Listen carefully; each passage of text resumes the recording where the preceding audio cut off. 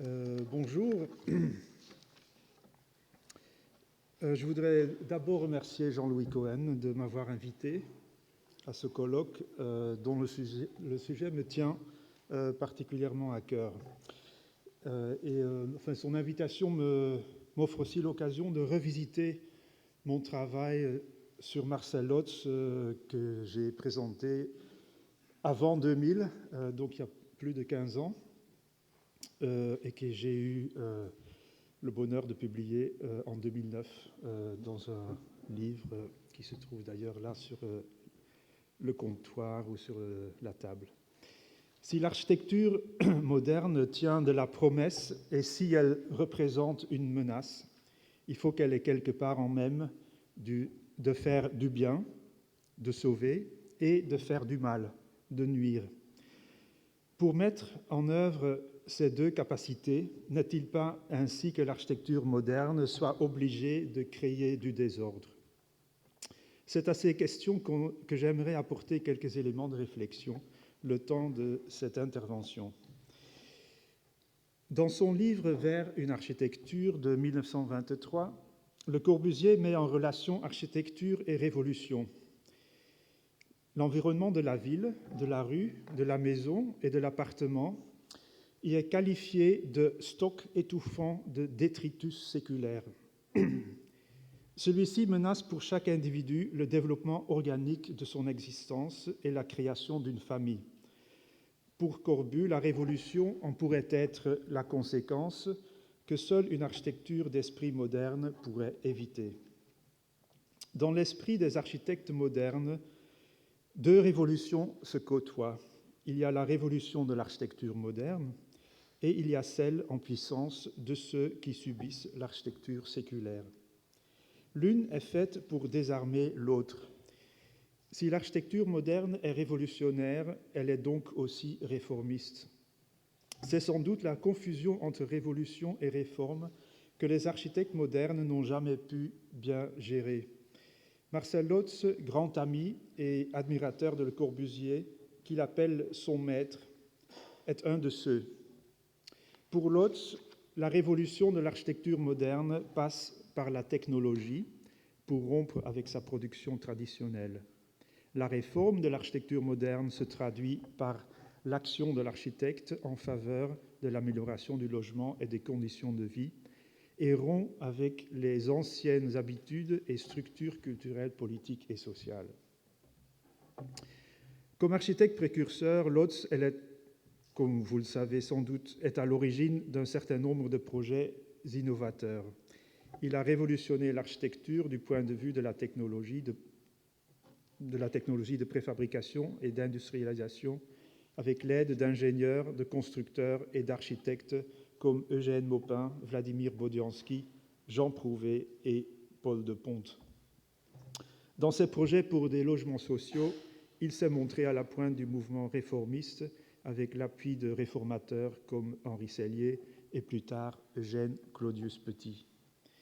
Lotz représente les deux modes de rupture de l'architecture moderne, révolution et réforme, et a excellé sur les deux voies.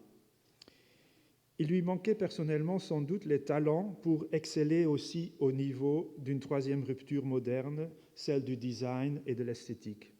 Sur cet aspect-là, il n'a pu se hisser au niveau d'un Corbusier ou d'un Mies van der Rohe, bien qu'il a pu s'appuyer pendant un certain temps sur les qualités de son associé Eugène Baudouin et du constructeur Jean Prouvé.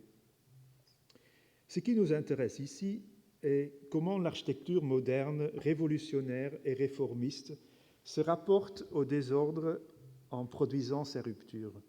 S'il existe un désordre en contrepoint de l'architecture moderne, il faudra sans doute s'y intéresser plus. Le désordre est souvent mis en cause et représente en lui tout seul un objet de dispute.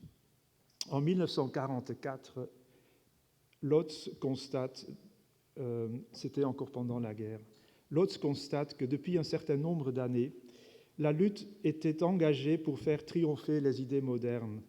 Lorsque la dernière guerre arriva,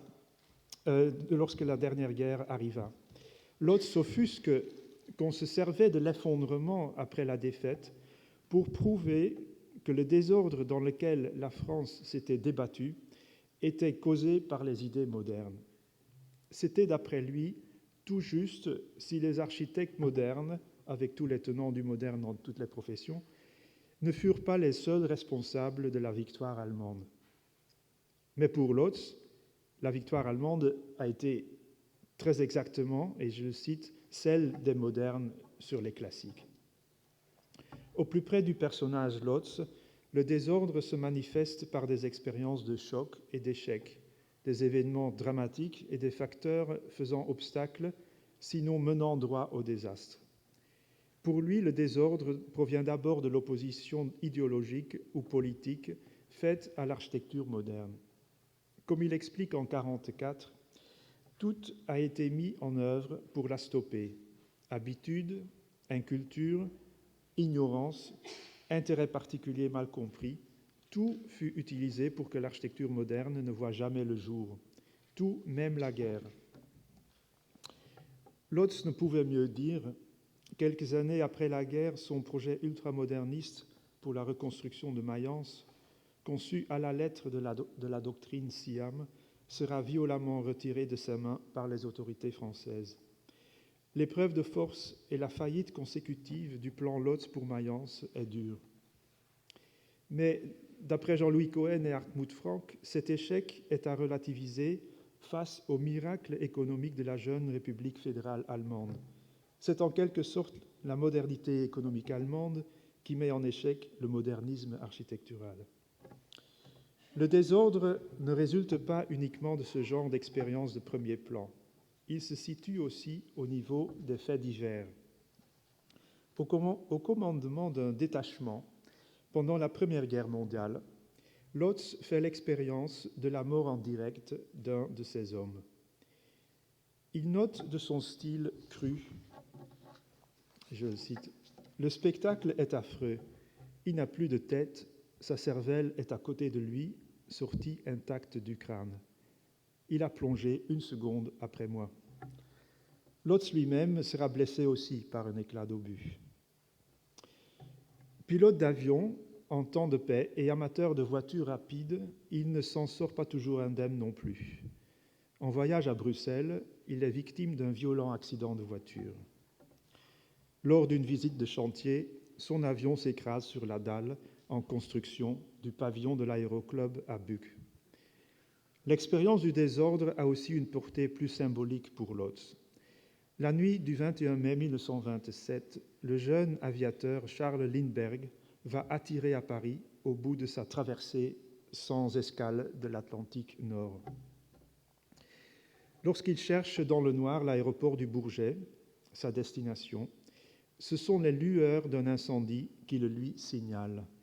Son exploit de Lindbergh, son exploit aéronautique coïncide en effet avec la destruction par les flammes d'un bidonville de la zone autour de Paris.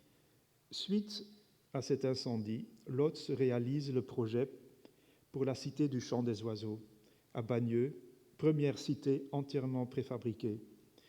Ce drame constitue un événement fondateur à l'origine de l'œuvre de Lotz, qui avoue que c'était le commencement de son action révolutionnaire dans le domaine du bâtiment. Il y a l'histoire du projet de la Cité de la Muette à Drancy, dont Lotz et Baudouin, comme vous le savez, sont les architectes. De cité, elle est devenue caserne, puis camp de concentration, puis aujourd'hui un hybride entre à la fois logement social, patrimoine architectural et lieu de la mémoire de la Shoah. Sur cette histoire, la perception de Lotz demeure sur toute la ligne obstinément moderniste. La critique qu'il fait de Drancy se limite à chercher des causes extérieures à l'architecture et à la technique.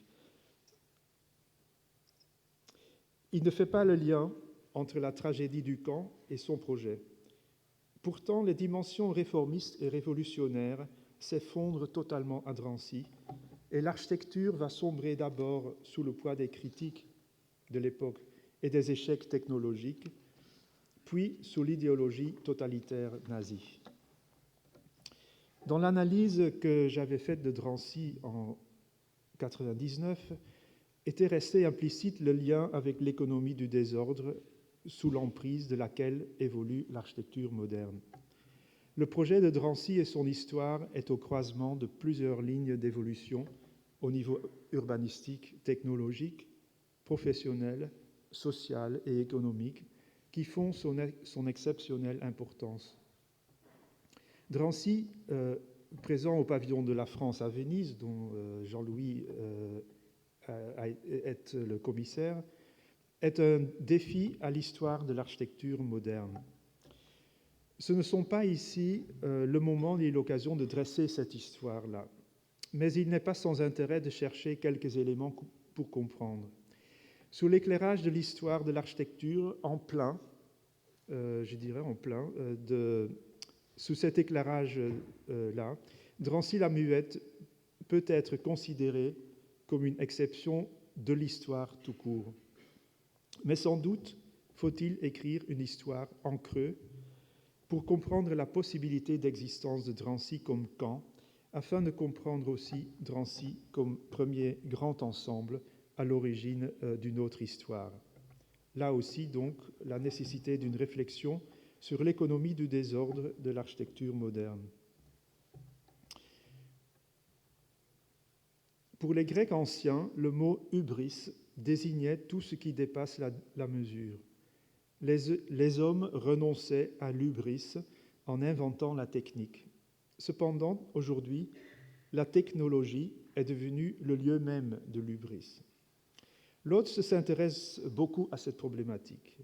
Il lit beaucoup, prend des notes, donne de nombreuses conférences, écrit des articles.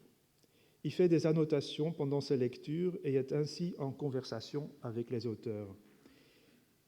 Avec Louis Mumford, par exemple, dans Technique et civilisation, Lotz est d'accord que les symptômes des dangers sociaux et de la décadence sociale sont causés par la nature même de la machine. Ils constituent la dette de la machine envers la guerre, la mine et la finance. L'hubris de la société technologique se traduit chez Lotz par la notion d'une économie déficitaire, une économie caduque des choses, des ressources, des espaces, etc. Excusez-moi, je me brouille dans mes papiers. Qui s'exprime, donc cette économie déficitaire, qui s'exprime en termes de gaspillage, de nuisances, de catastrophes, de pollution, de danger, d'enlaidissement, ou, d'après ses propres termes, de tout ce que coûte le désordre. Pour Lotz, tout ce qui relève de la défaillance, du dégât, du sinistre ou de l'accident est sujet à correction, à construction. C'est le projet moderne. L'architecture est un des domaines privilégiés de la théorie des catastrophes. La catastrophe peut même faire avancer le projet moderne. Comme le suggère déjà Le Corbusier, que je cite, « L'architecture d'aujourd'hui ne remplit pas les conditions nécessaires et suffisantes du problème du logis. C'est que le problème ne s'est pas posé pour l'architecture. Il n'y a pas eu de guerre utile, comme ce fut le cas pour l'avion. » Chez les modernes, le chantier constitue le lieu fantasmagorique du travail en progression. Le futuriste Marinetti fait du chantier à l'ancienne avec ses accidents, ses échafaudages et ses passerelles couleur de danger, la métaphore même de la modernité en devenir. La position de Lotz est différente. Il s'attaque à l'essence même du chantier. Zone d'une spatialité et d'une temporalité assez floues, qui porte le devenir du bâtiment et où se déroule toute une vie sociale, le chantier a de quoi évoquer l'image d'un projet social, voire métaphoriquement d'un projet de société. Lotz, par contre, entend surtout en enlever le caractère intégré, car il lui paraît trop amalgamé et de cette sorte trop imprévisible. Lotz regrette que malheureusement, on n'a pas pour autant supprimé le chantier. Tant que celui-ci subsistera, rien ne sera gagné. La construction traditionnelle permettait de rattraper les erreurs, les oublis. La perfection de l'architecture technologique écarte désormais cette possibilité. Pour le préfabriqué léger, aucune erreur de fabrication n'est tolérable. Pour Lotz, tout le travail doit se dérouler sans anicroche.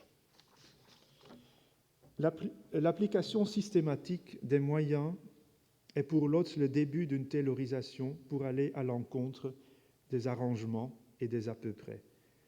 En 1945, il préconise des chaînes de montage pour des maisons, tout comme pour les chars ou les bombardiers, en tirant la conclusion de ce qui a été fait aux États-Unis. Lotz argumente que pour une voiture, tous les trous prévus et percés, toutes les choses installées à leur place, sans bricolage et sans reprise. L'esthétique nouvelle promue par Walter Gropius, Ernst May, Lotz et autres industrialisateurs, ces nouveaux saint-simoniens, ne passe pas par la forme architecturale, mais par le travail conceptuel et organisationnel. La thèse de l'analogie entre l'industrialisation de la maison usinée et celle de l'automobile ne fera pourtant pas long feu. Siegfried Gideon, par exemple, fait remarquer qu'il ne faut pas confondre une maison avec une automobile. La critique est rude contre la fabrication des maisons en série, de ces objets anonymes, comme les appelle Françoise Chauet en 1962, et donc contre l'analogie avec l'objet de consommation. Déjà en 1926, Jean Porcher l'avait rejeté, car l'architecture, je cite, vit précisément de la variété des problèmes qui se posent à elle. Dans cette architecture, il ne s'agirait, selon cet auteur, que d'un signe d'esclavage et de sauvagerie. La banlieue est, par définition, tout le contraire de ce qu'est la métropole, lieu de la crise perpétuelle. Lotz, photographe intarissable, prend en photo ce qui va mal et ce qui pose problème. Lorsqu'il photographie la banlieue, il montre des situations qui renvoient à l'idée de crise. Certaines photographies de Lotz en banlieue montrent la tragédie, sinon l'esthétique de la catastrophe, provoquée par l'introduction de la modernité non planifiée. Une autre logique se met en place. Les nouveaux immeubles de la zone verte à Sotteville-les-Rouen, tels des brise-glaces rompant la résistance des pavillons de banlieue, imposent une toute autre structure et échelle. D'après Lotz, implanter la modernité impose à la banlieue un parcellaire nouveau et des objets d'une autre échelle que ceux déjà sur place. Les micro-subdivisions du parcellaire et du sol rappellent les modèles historiques et géographiques d'implantation des communautés urbaines ou rurales. Ils ont été complètement effacés par l'implantation des grandes structures d'habitation et les grands ensembles. La diapositive montre en fait la superposition du plan Lotz sur le parcellaire existant à Mayence, qui n'a pas donc été réalisé. En superposition à la trame existante et en effaçant les objets sur place, le projet moderne provoque des accidents et inaugure ainsi un territoire de la crise. Le projet moderne déplace la crise de la métropole, les interventions radicales de type haussmannien vers la banlieue. L'abolition de la rue et de la mixité du parcellaire équivaut à l'aménagement de boulevards et d'avenues à travers l'intérieur des îlots parisiens. Lotz s'en rend bien compte. Si la modernité s'est voulue liée à une coupure radicale dans la continuité de l'histoire et à un nouveau départ, l'idée de la table rase paraît bien correspondre à une manière de catastrophe. Ceci resterait à prouver pour d'autres situations, pour les anciens pays de l'Est par exemple, que vous voyez aussi sur l'image. Donc pour ces anciens pays de l'Est qui ont suivi une toute autre logique d'implantation du logement collectif. Après la table rase et après la catastrophe, les nouveaux périmètres, grillages, clôtures et autres limites qui apparaissent enferment de nouveaux espaces homogènes, enclavés, appartenant au système de cloisonnement des grands ensembles.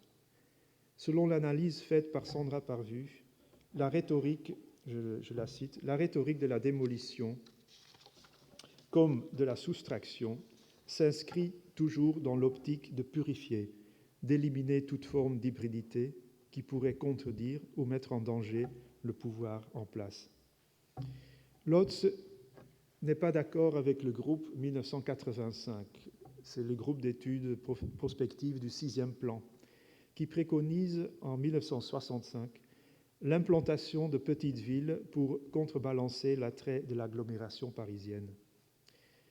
Pour ce groupe, un choix de principe s'impose entre, d'un côté, greffer une cité type Mirail sur une ville existante, et de l'autre, planter dans le vide.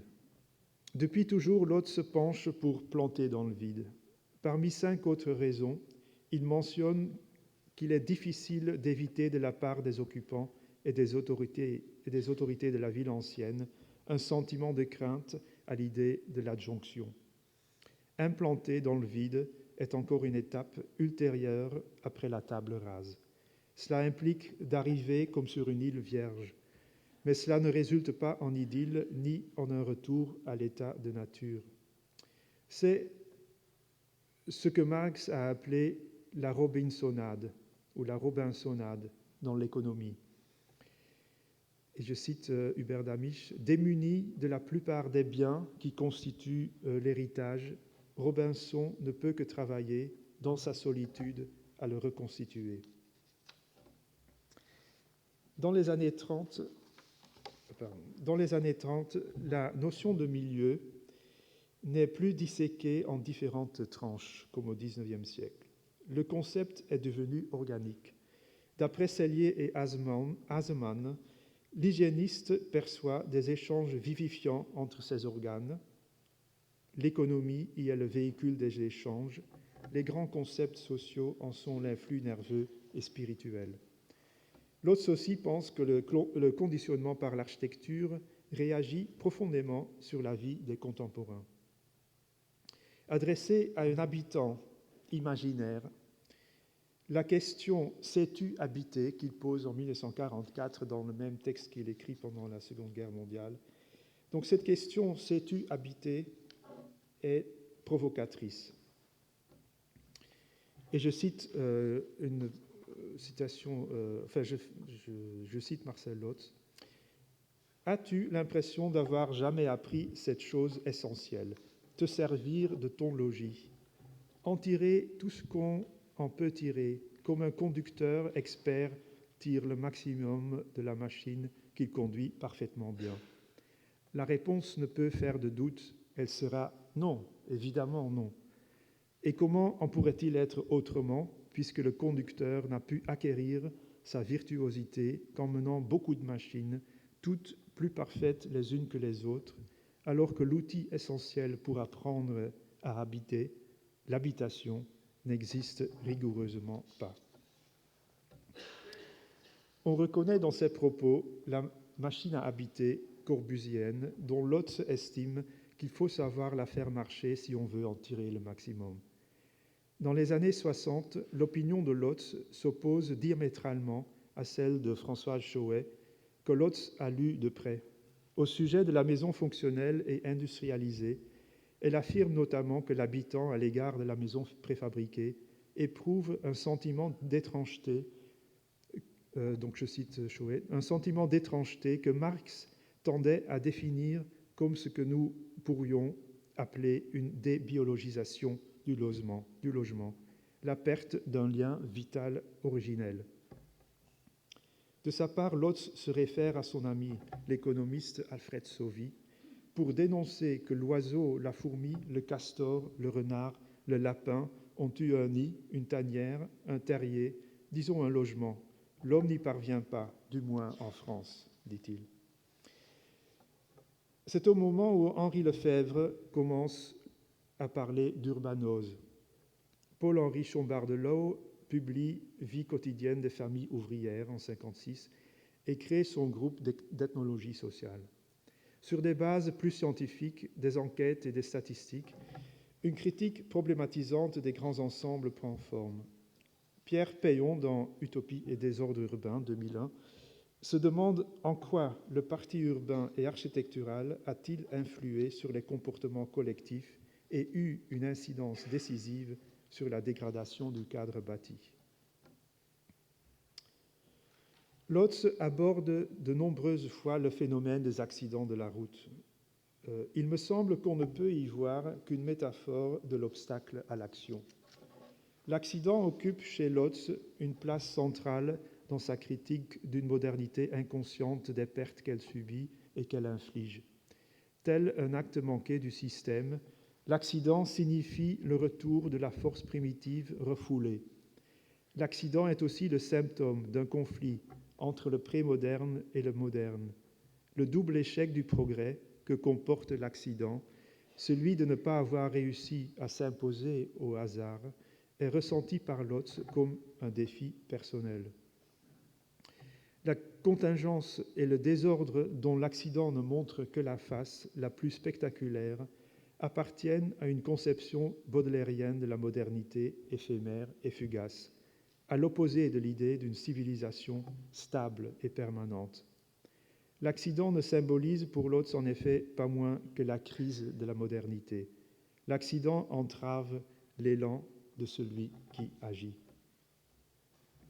Lotz a toujours voulu montrer que l'accident de la route ne peut être dû qu'à des conditions externes au pilotage et à la technologie du véhicule. La question de la responsabilité est donc posée, telle qu'elle existe aussi en médecine et en chirurgie. Et je cite encore Marcel Lotz.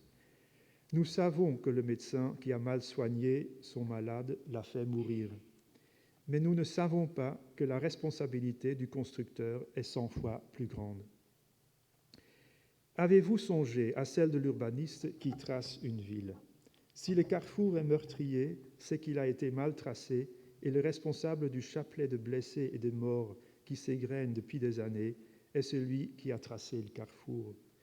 Quel est le responsable des immeubles privés d'air et de soleil, des cours fermés, des éclairages sur des courettes en puits, de tout ce qui fabrique à longueur d'année des tuberculeux ou des neurasthéniques? C'est celui qui a conçu la maison. Lotz s'intéresse par conséquent aussi à ce qu'il y a de fortuit, d'inutile et d'irrationnel dans le travail des ouvriers du bâtiment et enregistre photographiquement erreurs et gaucheries dues au manque d'organisation dans l'exécution, malfaçons causées par les défaillances des outils, etc. De Galilée à Le Corbusier, Lotz voit un grand nombre de personnages historiques, pour la plupart des découvreurs scientifiques et techniques, qui subirent les entraves de leurs collègues et de leurs contemporains. Le mécanicien Joseph-Marie Jacquard, l'inventeur Denis Papin, le mécanicien inventeur Robert Fulton, le médecin et bactériologiste Alexander Fleming, l'ingénieur et inventeur Clément Ader et d'autres encore, comme le chimiste et biologiste Louis Pasteur, auquel, je cite, « auquel il a fallu une invraisemblable résistance morale pour ne pas sombrer sous les attaques et l'incompréhension de la critique amère qui a accueilli les novateurs. » Lotz s'identifie en particulier à Louis Pasteur. L'obstacle se présente au concepteur, à l'inventeur, au pilotage, pourrait-on dire, comme une épreuve de force. Si les responsables industriels et politiques peuvent être accusés de faire obstacle à l'action de la nouveauté et du progrès, c'est parce qu'il leur manque le goût du risque, selon Lotz. Lotz pousse au paroxysme les contradictions dans les choix fondamentaux faits par les responsables. Il déplore que l'homme en France et ailleurs se trompe dans le choix de ses objectifs. Les États-Unis envisagent d'utiliser la Lune, mais ne résolvent pas le problème des slums. L'URSS lance des Spoutniks et ne domine pas le problème du logement. Et je donne une longue citation de Marcel Lotz. À l'heure des avions supersoniques, la valeur sociale de l'action ne découle pas directement des moyens techniques utilisés. À l'époque de l'après-guerre, la technologie n'est plus neutre. Chaque choix technique comporte non pas seulement des conséquences sociales, directs, mais aussi des effets indirects, parfois beaucoup plus décisifs pour la société. Au moment où existent des bidonvilles aux portes même de la capitale, dans lesquels des hommes meurent asphyxiés pour avoir tenté de faire du feu afin d'éviter de mourir de froid, on trouve les moyens nécessaires pour étudier et construire un avion supersonique, c'était à l'époque de la Concorde, un avion supersonique permettant à un petit nombre de privilégiés de gagner 2 ou 3 heures dans la traversée de l'Atlantique. Fin de citation. Et j'aimerais aussi m'en tenir là. Si Lotze est l'enfant terrible de l'architecture moderne est sans doute l'enfant terrible de la civilisation. La notion de l'architecture moderne comme révolution et réforme connaît ses germes dans l'enthousiasme et dans la révolte, dans l'obstination et dans l'accident. Cette histoire de l'architecture moderne concerne un large public. Une artiste comme Claire Angelini tente d'entrer dans l'histoire de Drancy à la fois par le lieu, le bâtiment et par l'archive. Des artistes comme Mathieu Pernaut s'intéressent aux grands ensembles comme lieu de vie et d'aliénation, comme lieu d'une démolition symbolique. L'économie du désordre fait partie de la réflexion. Merci beaucoup.